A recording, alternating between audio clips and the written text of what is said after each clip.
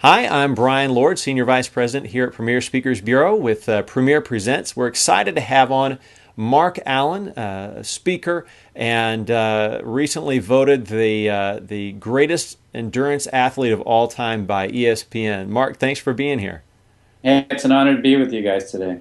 Now, how does after you found out you were named ESPN's greatest endurance athlete of all time? Like, how does the greatest endurance athlete of all time go celebrate? Did you go out for a marathon, just a little cool down marathon, or what did you do?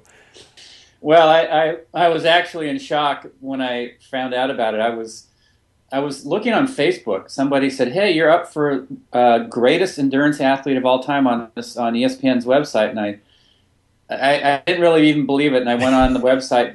There were five of us who were in the running, and one of them was an incredible cross country skier from Scandinavia. And I thought, every country in Scandinavia is going to vote for this guy. There's no way I'm going to win this thing. But I ended up topping all five of them, and so I'm in the running for the greatest athlete of all time. Which there's some pretty heavyweights in there. Michael Jordan, Tiger Woods. I'm up against Muhammad Ali in the next round of elimination. So, he since 1963, he's been telling everybody he's the greatest of all time. So that's a pretty tough one to win. But anyway, it was a great honor for me because it sort of showed that people are looking at what I did in the sport of triathlon, and I guess 6 Ironman World Championships in Hawaii that counted for something. Yeah, now that's one of those things that's pretty amazing about you. We're for event planners watching this or corporate people watching this. We've been coming off some really hard times, and one of the amazing things about you is that your career at some points were marked by great defeats and then turning to great victory. How do you come back from a really tough defeat? One of the main things for coming back is to really have a vision inside of why it has importance to you, this goal that you're after. If the goal is something that somebody else is telling you, or you can't find a meaning inside yourself of why it's important, when you hit those roadblocks or those challenges or those setbacks, it will be very easy to quit. But I had a vision, I had a dream that said, I want to go to the Ironman in Hawaii and at least have my best race. I didn't know if my best race was going to be enough to be the champion, but I knew in the first 6 times that I went there, where I did suffer a lot of defeats and setbacks, ended up in the hospital after the race. I mean, you name it, I had it. It would have been very easy to give up, but I really had this dream inside, like, I want to find my best, and I have to go back until I find that. Mm-hmm. And in moving forward with this, people see you and they say, "Okay, this guy is this incredible athlete," and you're talking to a lot of people in the audience that may be sort of more couch potatoes. What could you possibly say to them that could make a difference to them? Well, ultimately, we all face challenges. We all have our Ironman levels of challenge where there's something that we're trying to achieve, or a level of success or performance that we're looking for. And ultimately, it comes down to our inner character, or our inner strength, or our ability to just quiet that mind that can certainly chat it up and tell us all the negatives of why things won't work out. And especially in today's environment where people are being asked to do more with less resources, where competition is extremely, extremely challenging. People are coming out of the woodwork with innovations that make it very tough to do business as usual.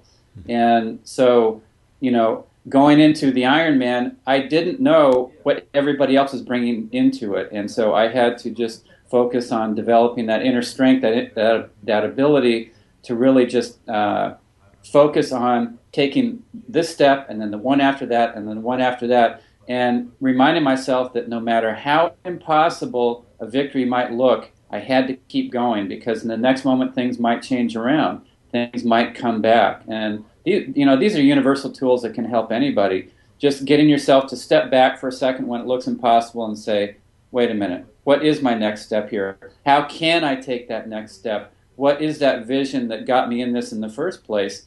And keep going, and to just look around and say, that's where I need to go, and then really launch back into it. Now, how have you applied your endurance success to being an entrepreneur and owning your own business? Well, I find that business is the same as endurance athletics. When I went into a race, I always had this vision of how it would unfold. However, Ironman racing is absolutely out of your control, just like the real world of business. We all have our image in our mind of how the year might unfold or how a project might unfold, but that very unpredictable environment called the real world often throws us things that we never thought never could have imagined that we were going to have to deal with. But if you realize that this is just part of the game, part of staying in it, then you deal with those things, you move on, and eventually you get to that finish line or you get to that level of success that you're after. Mm-hmm. Now, I'm going to sort of cheat here. How often do you get to talk to the greatest endurance athlete? Now, I'm a guy who's done and I'm going to say, oh yeah, I'm helping this out because a lot of people in the corporate world do triathlons. But say you're somebody like me who's done a couple of triathlons. What do you think is the best step that someone can take to be more successful as sort of an age grouper, stay at dad, work, or whatever? What's the best step that they can take to be successful at what they do? Well, actually, a few things. One, the biggest thing that can help out in triathlons is just patience. Have the patience to put in the training each and every day, so that little by little your body becomes more fit, and then when you get to the race, your performance is better. Excuse me. It's the same. It's the same in work. We often see people who have achieved great levels of success, but we forget those small day-to-day steps that they have put in to actually get there. And it doesn't happen overnight. Big core change, whether it's in your fitness or whether it's in your work, happens one step at a time. And the other thing is to really engage in a community of support. It might look like as an endurance athlete, I did everything all by myself. And certainly on race day, I was the one out there doing the race. But I had this huge community of training partners that I trained with that were there for me every day, and I was there for them, so that each and every day we did that work that was required of the goal that we were after. And it's the same thing with work. We need that community of people who really are focused on helping each other achieve those goals that we're after. And with that, we become truly engaged and fully engaged in the efforts that we're putting all this energy into. Now, I open this up. I have you put on social media, hey, I'm interviewing Mark Allen. What should I ask him? And the very first one, so we'll give it to this guy named Bruce G, who wants to know when you are racing again. I don't know if he's looking for a challenge or something, but he wants to know, when is Mark Allen going to get back out and race again? I think next lifetime is probably the next time. I raced 15 years as a triathlete. Before that, I was a competitive swimmer for 12 years. So my body has 27 years of racing in it. I think I did it. Now my goal really is to help others with their racing, to take the stories and the lessons that I learned in triathlon and to give those out to people, not only in the sport of triathlon, clearly, but certainly in the world of business. And like I said, they're really universal tools that can help anybody achieve levels of success. Mm-hmm. Now, I've enjoyed booking you for the past probably about a decade now for tech companies, for financial companies, for facility managers, you name it, and you've always done a tremendous job. How do you make an event planner's life easier, or how do you make them look good? I just try to give I always like to talk to the company, somebody in the company, so that I understand what the goal of their meeting is, what the challenges that they are facing in their industry or in their specific company are. And then I take my stories and really try and tie those into the keys of what the goals are of the company that I'm speaking for.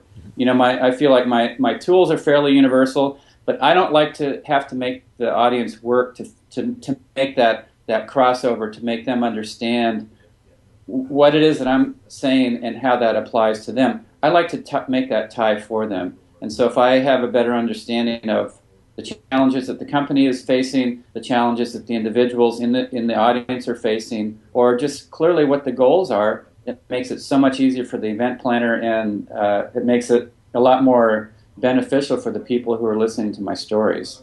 Mm-hmm. Now, for you event planners who are watching this, if you look below the screen here, you can click on that link and get more information about Mark with the speech topics, videos, a more full bio, and of course, make sure to subscribe to this channel for more great interviews. So, Mark, thanks so much for coming on and joining us today. Hey, great to be with you, Brian.